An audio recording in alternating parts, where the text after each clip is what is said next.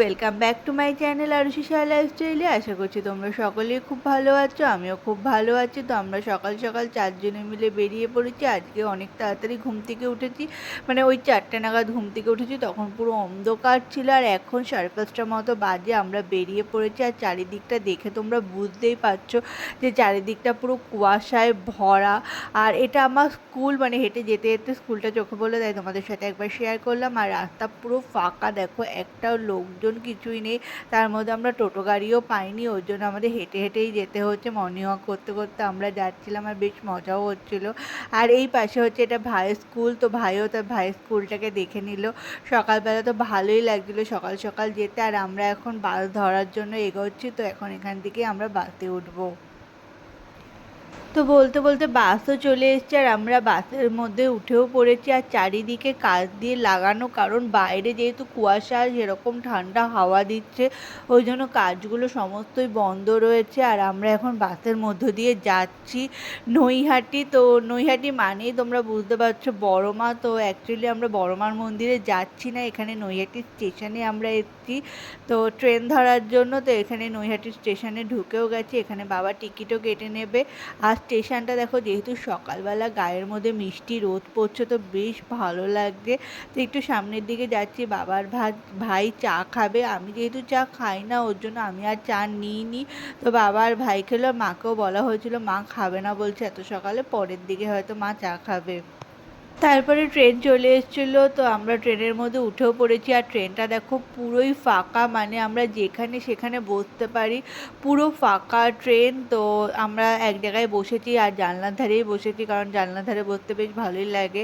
তো জানলার ধারে বসে পড়েছি, আর ভাবছি কখন গিয়ে পৌঁছাবো, কারণ অলরেডি তখন 8টা বেজে গেছিলো। তো আমরা এখানে বসে রয়েছি আর ভাবছি কখন ট্রেনটা ছাড়বে, আর আমরা আমাদের গন্তব্যস্থলে কখন গিয়ে পৌঁছবো। তো বলতে বলতে ট্রেনটা ছেড়েও দিয়েছে, তো আমরা বসে বসে প্রাকৃতিক দৃশ্য দেখতে দেখতে বেশ এনজয়ই করছিলাম এই জিনিসটাকে।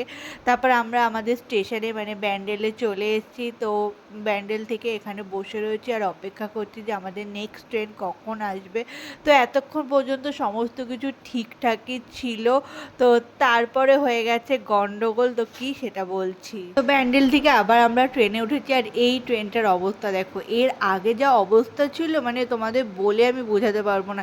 এতক্ষণ তো আমি ফোনকে আমি নিজেকেই সামলাতে পারছিলাম না, এত ভিড়। সব নিচে বসে বসে রয়েছে, ঝগড়াঝাটি করছে, দাঁড়ানোর জায়গা নেই, কিচ্ছু নেই। তো কোনোভাবে আমরা, মানে কীভাবে যে আমরা এই ট্রেনটার মধ্যে ছিলাম সে আমরাই জানি। তারপরে একটু ফাঁকা হয়েছে, তাই এখন তোমাদের সাথে ভিডিও করলাম। তো আমরা সবাই মিলে এত সকাল সকাল কোথায় যাচ্ছি সেটাই তো তোমাদেরকে বলা হয়নি। আমরা যাচ্ছি নবদ্বীপে রাস উৎসব দেখতে, কারণ রাস উৎসবের কথা অনেক শুনেছি, কিন্তু সেইভাবে না কখনো আসা হয়নি, তাই এবছর সবাই ঠিক করে হয়নি।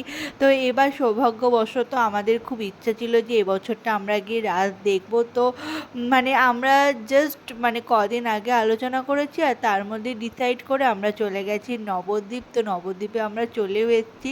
তো আমরা নবদ্বীপে নামিনি, নবদ্বীপের এটা নবদ্বীপ ধাম তোমরা দেখতে পাচ্ছ। তো পরের স্টেশনটায় আমরা নেমেছি, আর দেখো কত মানুষ। আমি তো দেখে পুরো অবাক যে এত মানুষ কোথায় ছিল।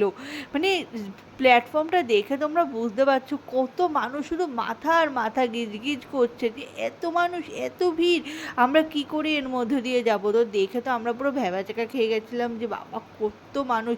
আর মানে নবদ্বীপ ধামেও প্রচুর মানুষ নেমেছে, প্রচুর প্রচুর। আর তার পরের স্টেশনটাও মানে এত মানুষ নেমেছে, আমরা ধারণার বাইরে যে এত মানুষ কোথায় ছিল বা কোথার থেকে এত মানুষ আসলো।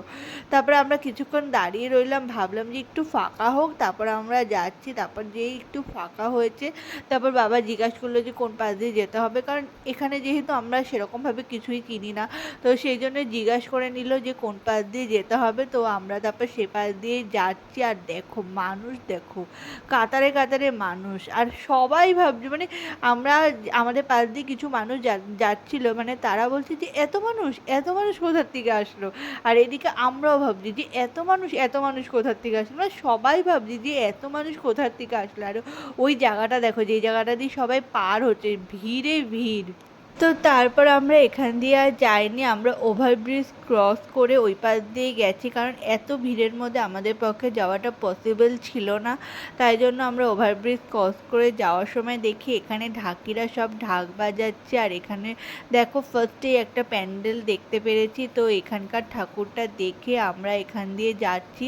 আর কত ভিড় তোমরা দেখো। আমি না সবসময় টিভিতে এত ভিড় দেখে এসেছি যে এত ভিড়ের মধ্যে সবাই ঠাকুর দেখে বা এ করে। আমরা না কখনো এরকম সিচুয়েশনের মধ্যে পড়িনি যে এত ভিড়, এত লোক, এত লোকের মধ্যে দিয়ে ঠেলে গুটিয়ে আমাদের মানে সামনের দিকে যেতে হবে। এটা আমার ক্ষেত্রে এটা ফার্স্ট টাইমের অভিজ্ঞতা ছিল যে এত ভিড়, এত লোকের মধ্য দিয়েও আমাকে ঠেলে ধাক্কে সামনের দিকে যেতে হবে। তো বেশ এই জিনিসটাকে না আমরা বেশ এনজয় করছিলাম। আমরা বলবো না, মানে আমি বেশ এনজয় করছিলাম। মা একটু ভয় ভয়ই পাচ্ছিল যে কী হবে, মানে এত ভিড়ের মধ্যে কী করে আমরা যাবো। বাস আমি বেশ এনজয় করছিলাম এই জিনিসটাকে দেখতে দেখতে, ঠাকুর দেখতে দেখতে যাচ্ছিলাম। আর তার মধ্যে এত পরিমাণে রোদের তাপ। আর আমরা না মানে আমাদের অনেকগুলো ব্যাগ হয়ে গেছিলো, তো আমাদের সেই পক্ষে না ছাতাটা নেওয়া হয়নি, মানে আমরা ভুলে গেছিলাম ছাতাটা নিতে।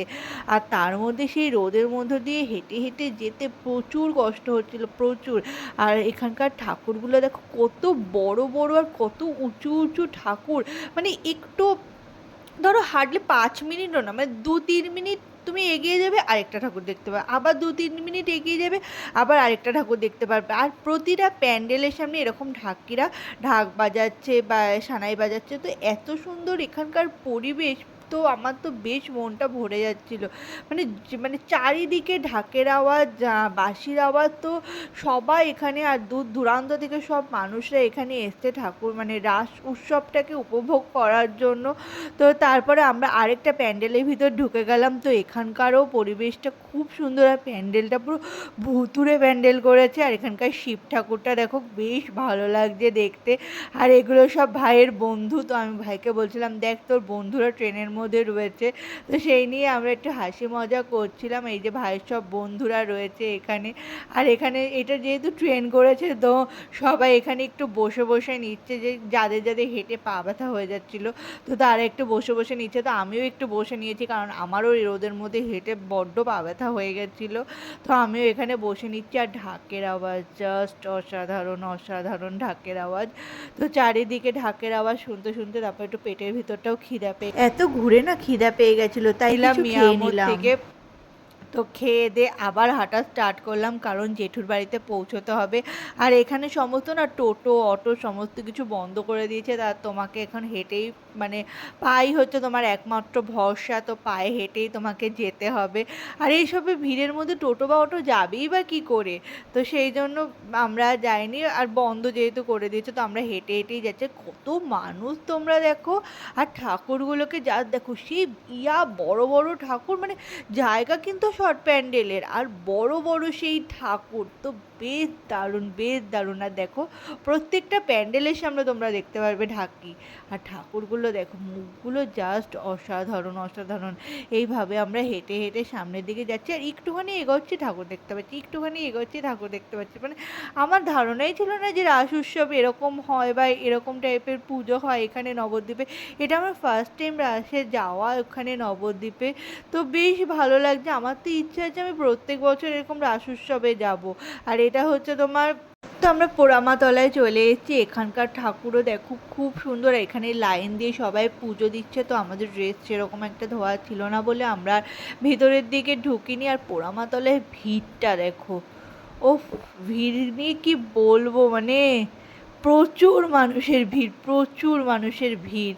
তো ওখান থেকে বেরিয়ে আমরা দেখো এই যে একটা কালী ঠাকুরটাকে দেখো কত বড়। তো দেখতে দেখতে আমরা জেঠুর বাড়িতে চলেও এসেছি। আর অনেকটা বেলা হয়ে গেছে, জেঠি আমাদের খেতেও দিয়ে দিয়েছে। তো খাওয়া দাওয়া কমপ্লিট করে আমরা চলে গেছি ছাদে, কারণ গঙ্গাটা যেহেতু জেঠুর বাড়ির একদমই কাছে। তো গঙ্গা দেখতে চলে গেছি। আর দেখো দুটো জলের মধ্যে ডিফারেন্স, তো সেটাই আমি তোমাদেরকে দেখাচ্ছিলাম, একটা নীল একটা সাদা। তো দুটো জলের মধ্যে এখানে ডিফারেন্স রয়েছে। আর ওই দূরের ওই যে দেখতে পাচ্ছ মায়াপুরের যে চূড়াটা, দেখো নতুন যে মন্দিরটা করছে মায়াপুরে, সেই মায়াপুরের চূড়াটা এখান থেকে দেখা যাচ্ছে। তো সেটাই আমি তোমাদেরকে জুম করে দেখাচ্ছি। ওই যে নীল রঙের দেখো, এই যে দুটো গাছের মাঝখান দিয়ে নীল রঙের, ওটা হচ্ছে মায়াপুরের নতুন যে মন্দিরটা করছে সেই মন্দিরের চূড়াটা।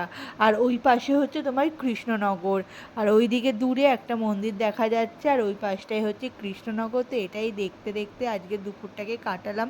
তো সন্ধ্যাবেলায় আমরা আবার সবাই মিলে ঠাকুর দেখতে যাব, তো সেই ব্লগও তোমাদের সাথে আসছে, তো অপেক্ষায় থেকো।